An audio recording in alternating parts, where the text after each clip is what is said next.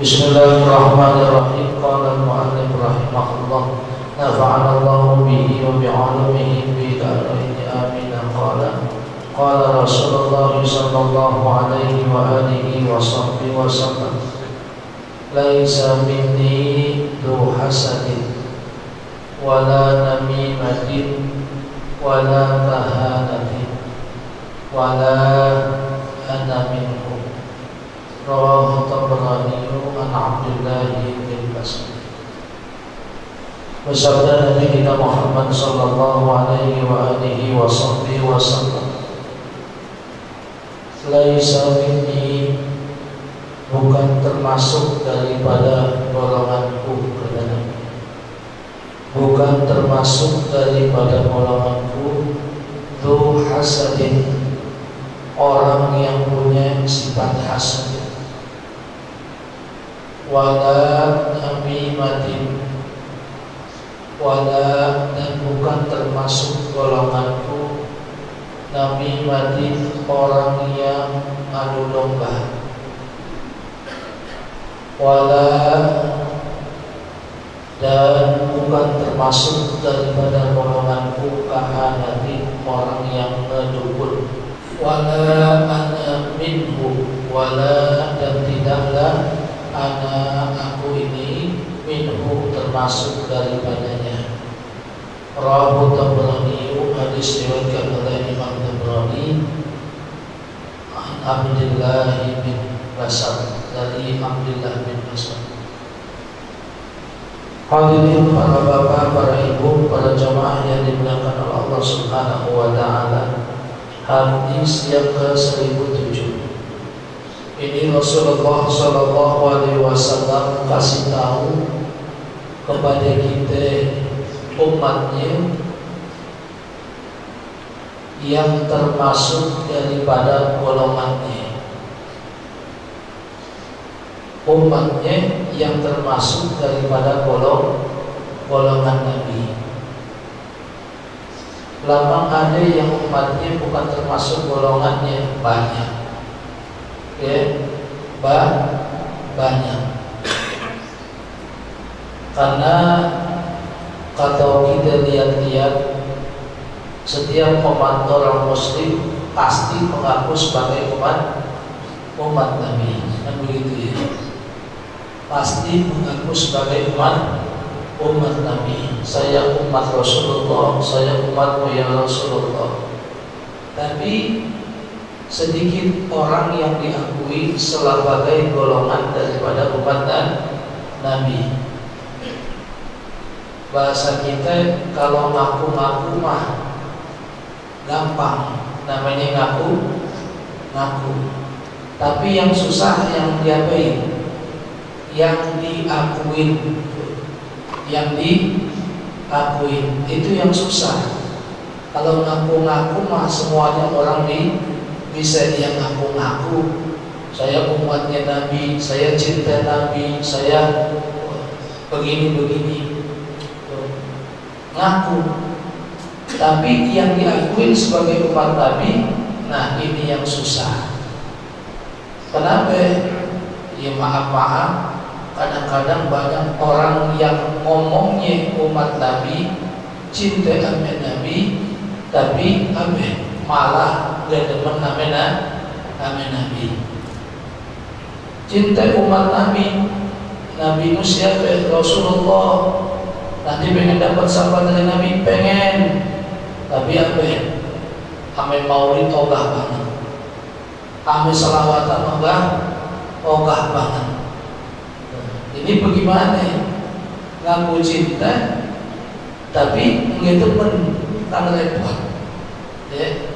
Nah ini di dalam hadis ini pun Rasulullah kasih tahu apa kita, laisa minni, bukan daripada golonganku, bukan daripada golongan Nabi. Walaupun dia ngaku umat Nabi, umat Islam, tapi kata Nabi bukan termasuk golonganku. Siapa? Dzu hasadin, yaitu orang yang punya sifat hasud. Orang yang tukang hasud orang yang tukang iri, nah ini bukan termasuk umat Nabi, walaupun KTP-nya Islam. Jadi orang yang irian, orang yang dengki, umat Nabi bukan? Bukan. Orang yang punya sifat hasud. Dulu udah kita bahas masalah hasud. Ya, SMS senang melihat orang susah, susah melihat orang senang. Kalau melihat orang senang, awenya puyeng aja badannya, awenya ngiri aja, awenya dengki aja. Nah ini bukan umat Nabi. Ataupun sebaliknya, orang yang senang melihat saudaranya susah. Ada yang saudaranya susah, ada orang saudaranya kemalingan, orang saudaranya kena musibah, malah dia ketawa tepuk tangan. Gue bilang juga apa? Begitu kadang-kadang. Nah ini pun apa? Ini bukan termasuk umat Nabi. Kenapa? Karena dalam dirinya masih punya sifat hasud, dengki, iri. Ini hati-hati para jamaah. Ya. Mana lagi bukan umat Nabi, wala nabi mati. Dan bukan termasuk umat Nabi pun adalah nabi mati, orang yang ngadu domba. Orang lagi damai, diapain? Dikompor-komporin. Orang lagi damai, dipanas-panasin. Nah ini namanya namimah. Orang yang tukang namimah ini pun bukan termasuk umat Nabi. Tuh, hati-hati nih namimah. Ya, orang namimah. Ya memang sih awal-awalnya enggak. Awal-awalnya sih ngobrol biasa. Ujung-ujungnya ngapain? Nah, tadi besiangin orang. Ya, ujung-ujungnya ngebesiangin orang. Makanya kita hati-hati, jangan mau dikompor-komporin. Itu namanya ngadu domba. Kesiannya orang yang diadu, kambing yang jadi sasaran domba. Ya padahal yang diadu siapa ya? Orang, tapi namanya ngadu domba. Itu namimah tuh, jangan. Yang diajarin amin Islam, amin Rasul, apa? Orang yang lagi berantem didamain. Orang yang lagi berantem didamain, disuruh damai, diakalin supaya itu orang jadi baik. Itu yang diajarin Nabi, bukan malah dipanas-panasin, bukan malah dikompor-komporin. Kan kadang-kadang begitu, ngobrol, kita demen, akhirnya apa? Lu tahu gak, bang apa? Kemarin lu lihat tuh dulu dikate-katein, lu diomong-omongin, lu dijelekin. Kebetulan yang diajak ngomong tukang kipas lagi. Ya, mau diapain? Dikipas-kipasin, borong aja lagi. Kami sangat belum si anu. Apa lu katanya begini. Waduh, habis sudah terketuk kompornya. Ya, nah ini jangan, dosa besar. Bahkan kalau Rasulullah bukan termasuk daripada umat Nabi. Jangan, Bapak Ibu.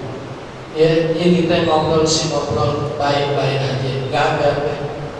Bukan berarti ngobrol kongkong nggak boleh, bukan, boleh. Ya, apalagi yang bisa nambah wawasan kita silakan. Tapi ini kadang-kadang harus kita jaga.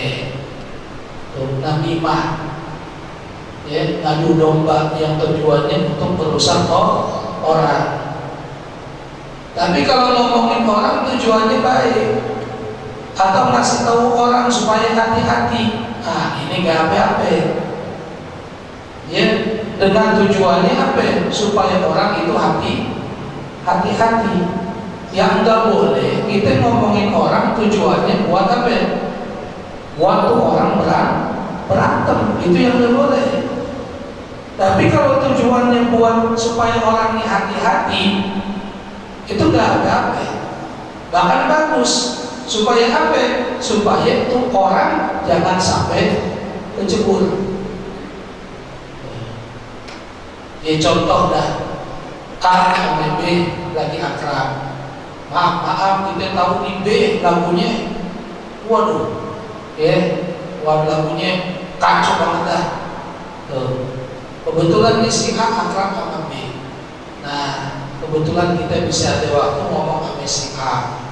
Kita kasih tahu tuh sama si A, gue lihat kerjanya mau akrab sama B. Iya, emang apa?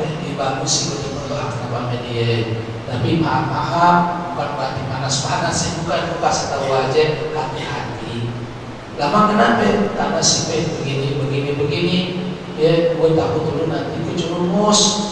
Ya kalau lu bisa sih, ya lu tepanin aja. Kalau nggak bisa, ya bagusan apa? Lu jauhin. Nah kalau itu bagaimana? Nah itu tujuannya buat apa itu? Buat ngasih tahu supaya si A jangan terjerumus sampai si B, karena kita tahu nih B lagunya jelek. Nah kalau begitu nggak apa-apa, ya bahkan bagus supaya apa? Supaya A jangan terjerumus. Ataupun ya maaf A sama B, di B ya maaf lah bahasa gampang ya maling tukang mabok. Ya, nggak benar urusannya, lagi nuker-nuker sama polisi si B ini. Ya, nah ini si A kebetulan berteman sama si B, kita kasih tahu, B tolong dah jauhin apa A, jauhin sama si B. Kenapa? Dia lagi ada masalah. Ya, lagi ada masalah. Dia begini, gua khawatir lu nanti jadi apaan? Nah, jadi ikut-ikutan. Lu gak salah apa-apa malah lu yang kena. Nah kalau begitu harus kita kasih tahu. Itu bukan adu domba namanya, bukan. Itu kasih tahu. Itu gak apa-apa. Jadi namimah yang gak boleh itu kalau niatnya manasin.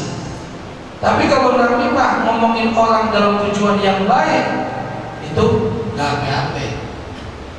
Ya, ataupun kita curhat sama orang, curhatlah sama guru kita, ya tentang apa? Tentang kawan kita. Ini bagaimana nih? Kawan saya begini Ustaz, tolong minta solusinya, ya supaya apa? Ya, supaya benar saya bisa ajak dia. Nah, ngomong akhirnya tentang si kawan kita tadi. Nah itu bagaimana? Ya gak apa-apa. Karena tujuannya baik buat mencari solusi. Ya, ataupun yang kita laporin tuh si B yang ada masalah sama polisi, dia gak apa-apa. Ya, A sama B, ya B kebetulan ini ya, B lagi dicari sama polisi, ya kita laporin, ya gak apa-apa. Nanti tujuh berantem, ya. Jadi gak semuanya namimah itu jelek. Tergantung daripada kita lihat dampaknya bagaimana. Kalau memang dampaknya negatif, nggak bagus, yang tadinya orang lagi baik, damai, akhirnya jadi berantem, nah itu yang haram. Tapi kalau tujuannya untuk kebaikan, untuk kita kasih peringatan, untuk kita kasih nasihatin, atau untuk kita misalkan tadi cari solusinya, nah itu tidak apa-apa. Ya. Jadi sekali lagi wala namimatin, dan bukan umat Nabi orang yang tukang ngadu domba. Apalagi wala kahanatin, dan bukan termasuk daripada umatku kata Nabi wala kahanatin. Apaan kahana? Kahana itu kedukun. Tuh orang yang suka kedukun, kedukun. Orang hamil itu berdukun beranak itu gimana? Ya lain. Ya, jadi nggak semuanya dukun beranak, dukun urut, dukun apa lagi? Tulang patah, kan namanya dukun juga ya. Dukun sembur, orang yang apa namanya badikan, dukun sembur semuanya badannya. Nah itu bagaimana? Ya nggak apa-apa. Itu tujuannya pengobatan tradisional. Ya orang kampung kan biasanya dibilang dokter, di sekolah itu pun kan begitu ya. Mau dibilang apaan susah, udah bilangnya gampangnya dukun aja dah. Lu berobat di dukun beranak, sihat ya nggak apa-apa. Kalau dukun beranak, ini kahana ini yang bagaimana? Dukun yang mengandung kemusyrikan itu nggak boleh. Tuh, kalau orang sekarang namanya paranormal. Jangan dia sembahyang, wudhu aja kayaknya nggak pernah tuh orang. Kenapa? Mukanya dilihat nggak ada enak-enaknya, demam dilihat orang begini.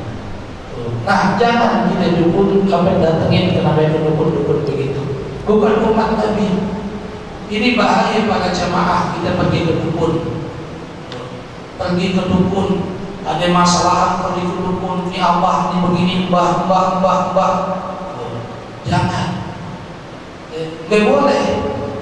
Beda pergi kita misalkan ke kiai, ke ustaz, lain. Ya, lain. Ini kadang-kadang ya maaf sering jadi kita hajatan tuh biasanya nih bikin undangan. Biasanya kalau orang Betawi sebelum dia sebarin tuh undangannya kemana ya? Ke rumah kiai kan gitu ya, ke rumah ustaz. Kita diapain? Minta dia doain. Ya orang kita nyebutnya dukun juga, disebut tuh dukun juga. Ya tapi tuh kiainya, ustaznya orang soleh, orang bener. Yang kalau kita minta, dia mintanya sama Allah. Bahasa kita nolongin kita mintain sama Allah. Kita doa aja juga doa. Tolong kiai, tolong Ustaz, ini doain saya pengen hajatan. Ya mudah-mudahan berjalan dengan lancar. Ini undangannya Ustaz. Kalau undangan, ya biar dia tahu kami ini siapa. Kan begitu. Bukan berarti baca undangannya, bukan. Tapi biar tahu ini namanya pengantinnya siapa. Kalau gitu bagaimana? Dia nggak apa-apa. Ini kalau yang nggak boleh, yang bagaimana? Nah tadi orangnya orang jelas, orangnya nggak jelas. Masuk ke rumahnya aja udah kita kayaknya angker hawanya.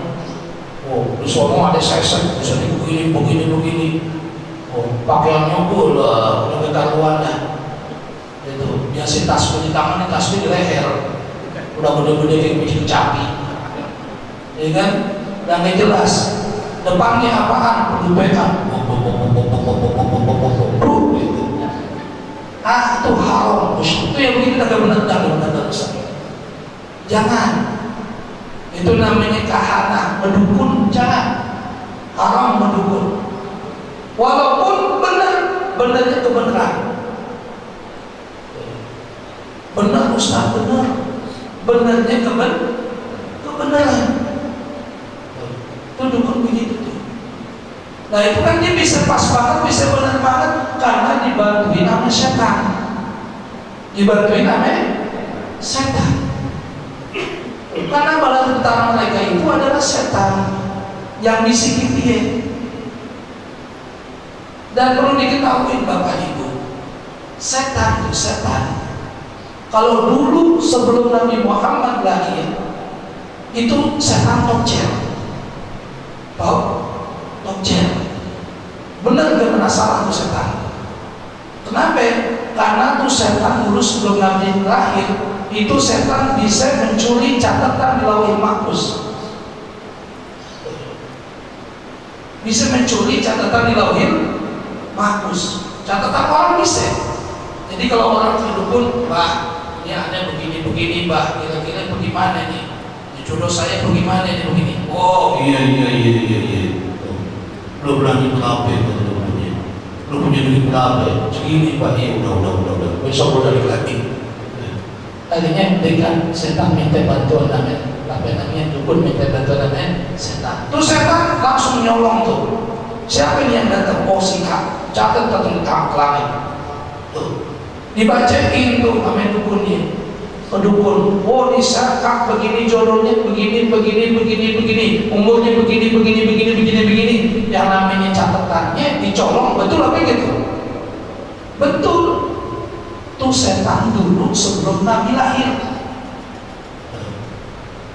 Adapun setelah Nabi lahir, itu setan udah gak bisa lagi nyolong catatan manusia, Lauhil Mahfuz, udah gak bisa. Udah gak bisa nyolong lagi. Kenapa? Inilah keistimewaan daripada Nabi kita Muhammad Sallallahu Alaihi Wasallam. Kalau dulu sebelum Nabi bisa dicolong tuh catatan amal orang di Lauhil Mahfuz. Jadi setan ingin penasaran, kenapa dicolong catatan malaikat?